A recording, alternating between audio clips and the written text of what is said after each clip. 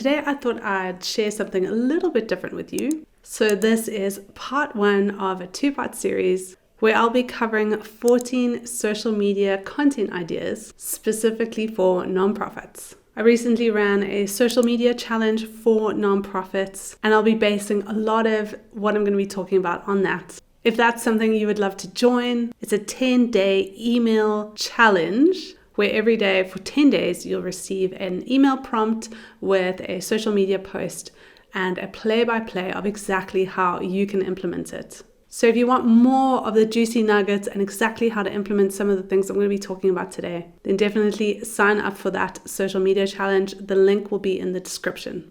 Okay, so let's get into it. Now, I know for so many nonprofit marketers, I have been there myself.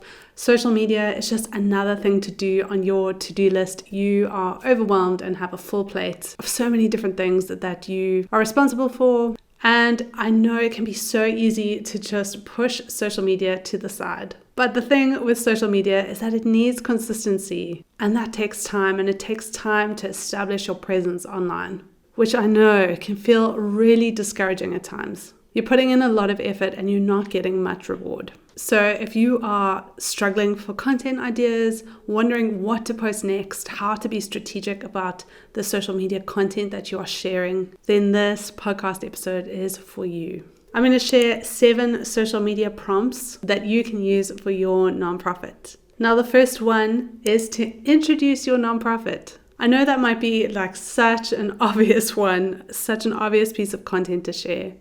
But you never know who is visiting your page for the first time. And oftentimes, as your mission evolves, your projects change, this kind of information can definitely need an update. This is the type of post that you can easily pin. If you're on Instagram, pin it to the top of your profile. So it's a quick, easy reference for new visitors. I want you to share who you are, what you do, and what the heart of your nonprofit is all about. I love a carousel post for this kind of content. It's something that you can easily pin to the top of your Instagram profile. Otherwise, video content like a reel can work really great for this. The second content idea is to share an impact story. Now, for this post idea, I want you to share an impact story from one of your beneficiaries, someone on your team, perhaps a donor. And the reason I love storytelling is because it can be so powerful in communicating your mission, your impact, and how donations can make a tangible difference in someone's life. Now, if a potential supporter is visiting your profile for the first time, they get a first-hand experience of what your impact looks like on the ground. Video is a powerful tool for this kind of post, but photos can work just as well. The third kind of post I want you to share is behind the scenes content. This kind of content is real. It shows the authentic experience, on the ground action of your nonprofit. You don't have to aim for a perfect, clean, crisp video or photos here. We want it to be authentic, a real look into your nonprofit. You can showcase your team at work. Perhaps they're planning for an upcoming project or program that they're going to be running, or what it looks like to run a specific program in your organization. This will pique interest in your programs and hopefully encourage them to engage. Now, the fourth post and content idea is one of my favorites. It's the generosity and impact sandwich. Now, all I want you to do for this post is to share an impact stat and then explain why it matters. What is the difference that impact is really creating? And end it off with a gratitude statement. Let me give you an example. Last year, 250 graduates secured jobs through our program. That's 250 families with stable income. Thank you for making this kind of impact possible. So when it comes to nonprofit marketing, the most important thing you can do is showcase that you already have donors that are supporting your cause. Now, this might seem counterintuitive because why would new people want to support you when you've already got support? But this is the beauty of reverse psychology. People will often go where others are already supporting.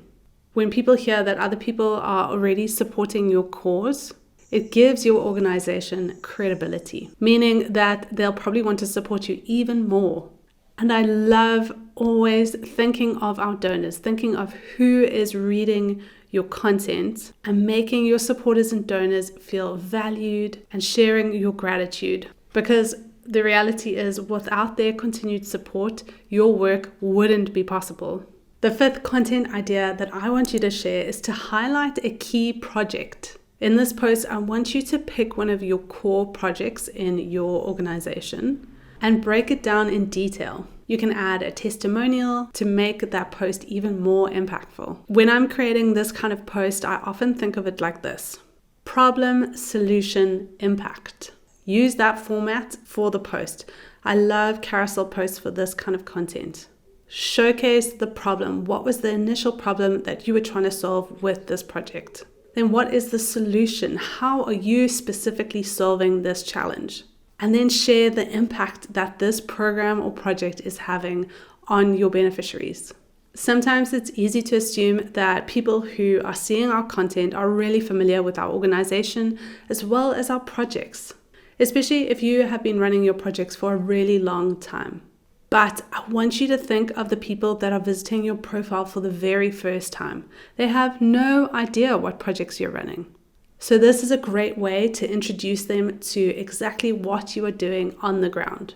The sixth post that I want you to share is your why, the why behind your organization. I think Simon Sinek has etched the why into our brains and all our brainstorming over the last couple of years. When you know your why, you can easily communicate it to other supporters. And it really helps people to understand exactly why you exist, what you're here for, and what impact you're trying to create. And if that's something that they want to be a part of. So in this post, I want you to share your organization's why. Think about a bold opening statement, then consider key elements of your origin story, your founder story, and then invite people to follow or support your cause. One great way to better understand your why, if you aren't too sure, is to interview your founder, if that's possible for your organization. People love to hear from the source, and often your founder is so passionate about why they started the organization in the first place. So it's a great way to connect to that passion, hear the real story about how you got founded, why you got founded, and invite people into that mission to be part of the impact that you are creating. The seventh content idea that I have for you is to celebrate your donors.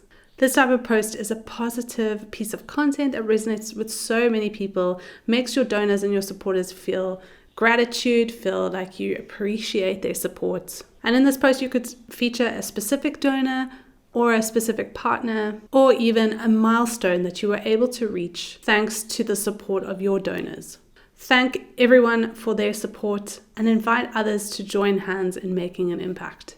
Okay, that is it. I hope this has been encouraging. I hope this has sparked ideas in your mind of content that you can share. And if you'd love to learn more, definitely join the 10-day social media challenge. It'll help you build on these content ideas and get the content out there and posted. Definitely stay tuned for part 2 of this podcast series. And I'd love to hear from you. Are you going to implement any of these post ideas? Leave me a comment. Let me know. I'd also love for you to subscribe and review this podcast. It helps us get this podcast out to more nonprofits and more marketers just like you. Okay, until next time, stay inspired, keep doing incredible work, and I will see you in the next episode.